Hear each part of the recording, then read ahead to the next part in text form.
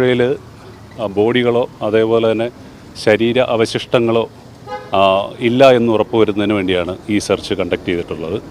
ഇതിൽ നാട്ടുകാരുണ്ട്, ജനപ്രതിനിധികളുണ്ട്, TDRFിൻ്റെ പ്രവർത്തകരുണ്ട്, മുങ്ങൽ വിദഗ്ധരുണ്ട്.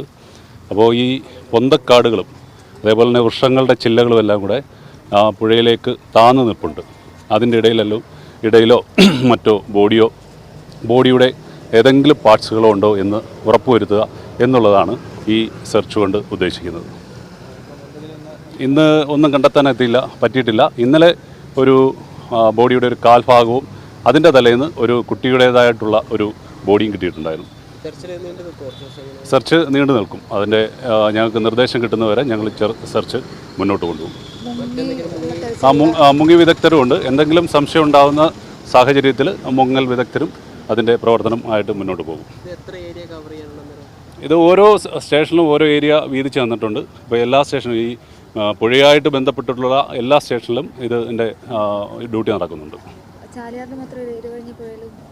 എല്ലാ പുഴയിലും നടക്കുന്നുണ്ട്. ഇത് ഈ ബോഡി ഒഴുകി വരാനായിട്ട് സാധ്യതയുള്ള എല്ലാ പുഴയിലും ഇതേപോലുള്ള സെർച്ചുകൾ കണ്ടക്ട് ചെയ്തിട്ടുണ്ട്.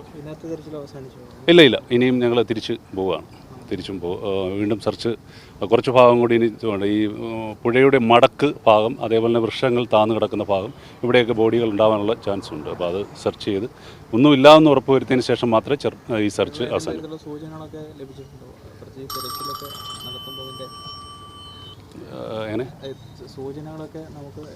ഓരോ നാട്ടുകാരും ഇതിനായിട്ട് സഹകരിക്കുന്നുണ്ട്. അപ്പോൾ ഇന്ന ഭാഗങ്ങളിലൊക്കെ കൂടുതൽ കാടുകളും പൊന്തക്കാടുകളുണ്ട് എന്ന് അവർ വിളിച്ച് പറയാറുണ്ട്. ആ ഭാഗത്ത് കൂടുതൽ സെർച്ച് നമ്മൾ കണ്ടക്ട് ചെയ്യാറുണ്ട്.